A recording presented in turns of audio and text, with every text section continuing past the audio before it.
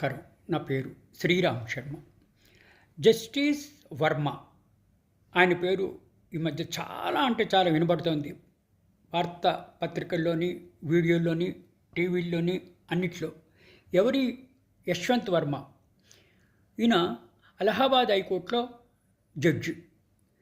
ఈయన చేసిన తప్పేంటి? ఈయన ఇంటి కాంప్లెక్స్లో కోట్ల రూపాయలతో ఉన్న బ్యాగ్ దొరికింది. దాదాపు 300 కోట్ల రూపాయల బ్యాగు ఆయన ఇంట్లో దొరికింది. ఇది ఎవరిది? ఆయన ఇంట్లో దొరికిన బ్యాగు ఆయనదా? ఎవరైనా పెట్టి పడేశారా? ఎవరికీ తెలియదు. ఈయన అందరూ అనడం ఆ డబ్బంతా ఈయనకే ఇవ్వడానికి ఎవరో ఇచ్చారు, బయటపడినందుకు ఇది నాది కాదంటున్నారు అని చెప్పి తప్పించుకుంటున్నారు. ఈయనది అయిందే, అందుకని ఆయన ఉద్యోగం నుంచి తొలగించాలి, ఆయన ఇంపీచ్మెంట్ చేయాలి. ఇట్లా హైకోర్టు జడ్జి కానీ న్యాయమూర్తిని తొలగించాలి అంటే పార్లమెంట్లో 3/4 ఎంపీలు చేతులు ఎత్తితే కానీ తొలగించడానికి వీల్లేదు. ఇప్పటిదాకా ఏ జడ్జి గారిని తొలగించలేదు. గతంలో జస్టిస్ రామస్వామి గారిని ఆయన మీద ఎలిగేషన్ వస్తే ఆయన్ని తొలగించడానికి ప్రయత్నాలు చేస్తే సక్సెస్ కాకపోతే ఆయన రిటైర్మెంట్ దాకా ఉంచి పని ఇవ్వకుండా డబ్బులు ఇచ్చి రిటైర్ చేయించారు. ఇప్పుడు ఈయనని ఎట్లా తొలగించాలి? ఇది జస్టిస్ యశ్వంత్ వర్మ గారి కథ.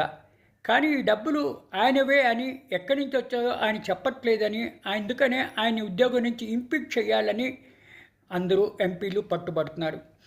ఆయన ఆ డబ్బుని కాల్చేయడం జరిగింది. ఎవరికి దొరకకుండా ఆ డబ్బునంతటినీ కాల్చేశారు. స్టోర్ రూమ్ నుంచి తొలగించేసి ఆ రూమ్ క్లీన్ చేసేశారు. అపోజిషన్ వాళ్ళు అనడం ఈ డబ్బంతా అతందే, ఎక్కడి నుంచో వచ్చింది, ఎవరో ఇచ్చి కూడా ఇచ్చేశారు కాబట్టి ఆయనని ఆ పదవి నుంచి తొలగించాలి, ఎట్టి పరిస్థితిలో ఇంపీచ్మెంట్ చేయాలి అని ఆయన మీద ఇన్హౌస్ ఎంక్వైరీ చేసి ఈ విధంగా నిర్ధారించారు, ఆయనని ఆ పదవి నుంచి తొలగించాలి అని. మరి ఇదేమవుతుందో తెలియదు. ఆయన రిటైర్ అయ్యేదాకా అట్లాగే చేస్తారా?